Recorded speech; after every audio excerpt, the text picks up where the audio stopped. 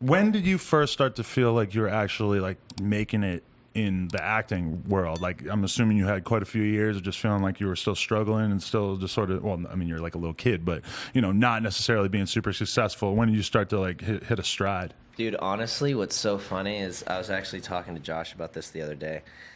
When we were on, actually. Well, I mean, that's the number one question that we're gonna have to get into is like people want you guys to have this like death match planned. Yeah, well, even though if they watch any of your prior interviews, they'd know. Yeah, no, there's no death match. There's no death match. We're getting along and everything's fantastic. He's having a baby. It's gonna be wonderful. You about banged my line which is after wild. this. It blows my mind. It's so crazy. What was I saying? Just that you were talking to him the other day about. Oh, yes, about how, you know, when we were working on Drake and Josh, it was just like, you know, there was no iCarly, there was no Victoria, there was no Nickelodeon hadn't had some big breakout success hit before us, and then so when we were making the show, it wasn't, and it was actually, and the time it was airing, it wasn't like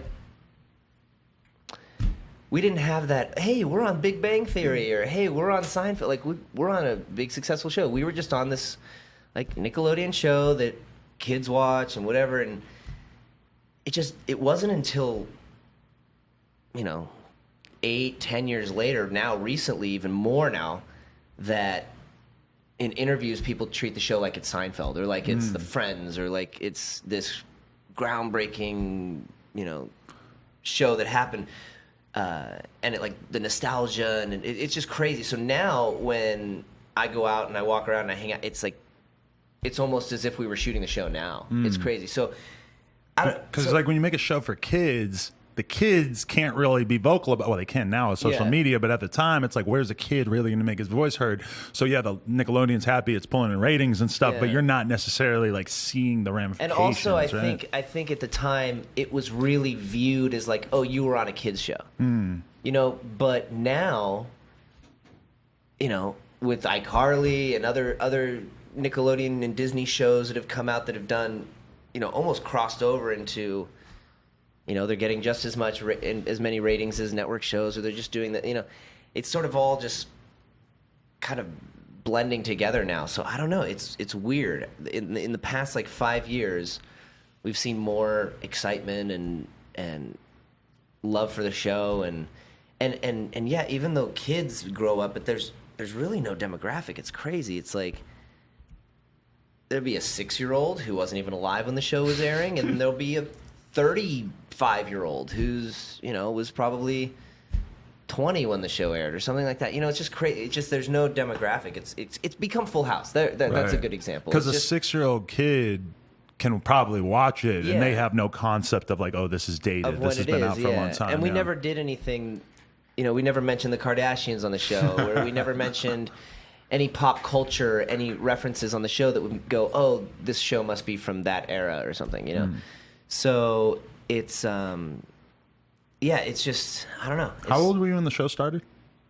15 or 16. 15. So you already probably kind of felt like I'm doing a kid's show, but I'm 15. Did it already occur to you that like there was an interesting dynamic going there? I thought it was so rad because I grew up on all that and Keenan and Kel, and so I just was so stoked. I was like, dude, rad! I get to be like Keenan and Kel, like the stuff I grew up on. And like, you're kind of like the cool guy. Yeah, I mean, yeah, it was very cool. But yeah, I mean, the show's basically become like Full House. You know, it's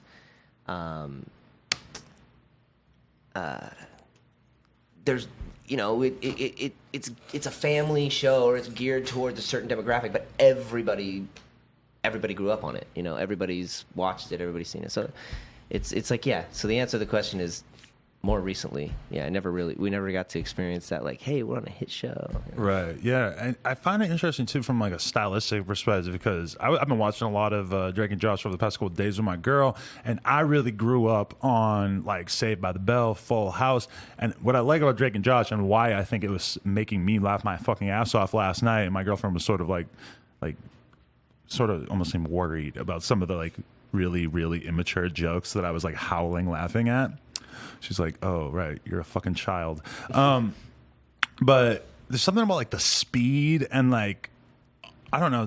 There's like an irreverence to the humor where so many of the situations that are playing out are so obviously not things that could happen in real life. And maybe I'm just viewing it as an adult like that, and Saved by the Bell probably have plenty of stuff like that too. But I don't know. There's like a lot. Like I'm just very interested in like the progression of children's, or in particular like teen shows, and how adults relate to what kids want, and in many ways dictate what kids want through what they decide is okay for a children's show. Well, I don't know. I'm surprised we got with a lot of the stuff that we got away with on the show, because we were a kids show, you know.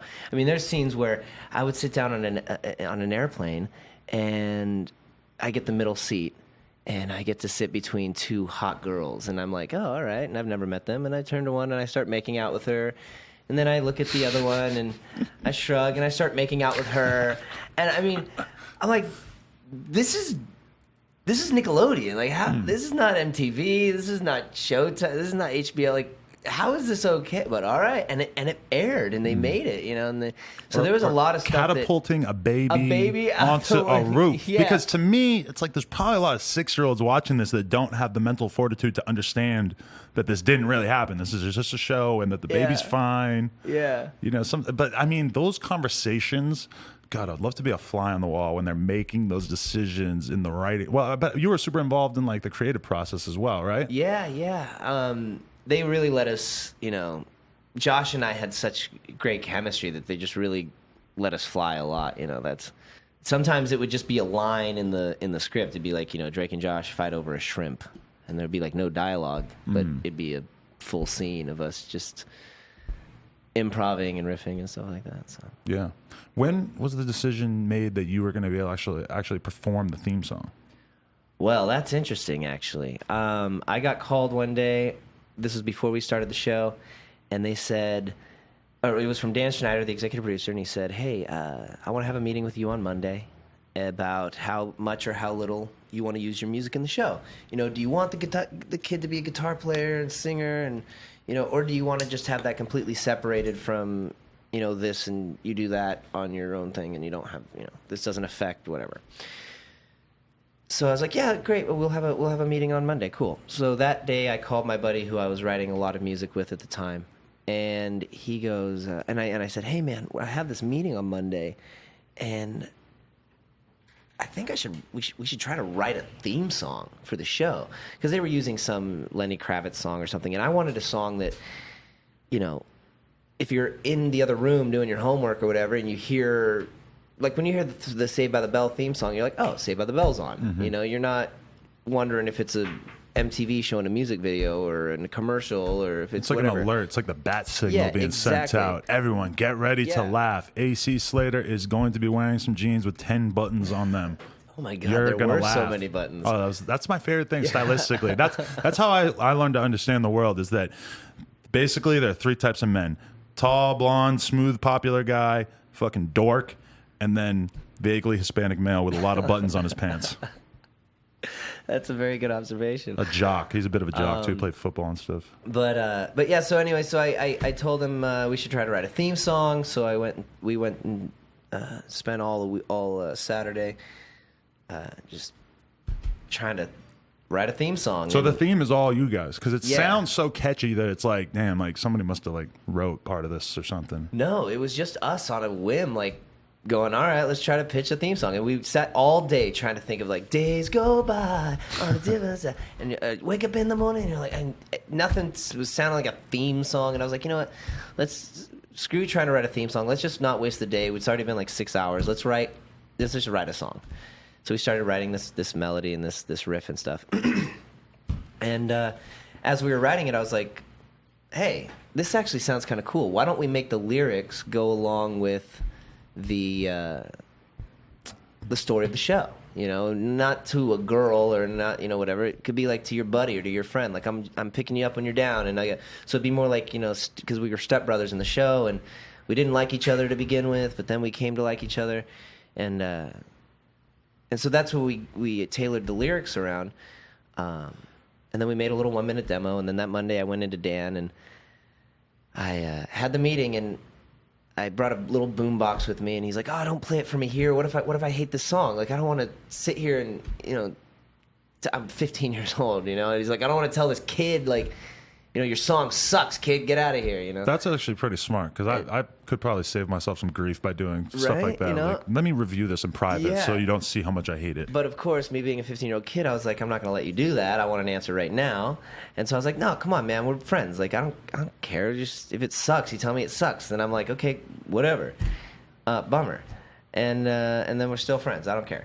So I play him the song, and the minute ends, and he literally like gets up, grabs the boombox, and he's like, "That's amazing!" And he walks out of the room, and I was like, "What? Wait, like, where's the meeting? We were having a meeting." And he walks out, and we were working on he was working on another show at the time, and so he walked out and walked onto his soundstage of the other show and started walking up to everybody and going, "Come here, guys, everybody!" And he starts pressing plays like, "You want to hear the theme song to my new show? Hear the theme song to my new show?" And I'm like, "Well, I guess crap. I guess we got it, And he turns around, he's like, "I just got to convince Nickelodeon, but man, this is the theme song. This is great." And so it was just completely by chance, that we had the idea to even pitch it, because I could have just talked to him and been like, "Yeah, I'd love to be a musician on the show," and then they'd write songs, do whatever. But that gave me the ability to then have the trust of the network and of Dan and the writers and everybody to not have to go anywhere else for music for the show. So everything that I played on the show, I wrote, and all the songs and everything. And they were also songs that I would simultaneously release on albums, which was great.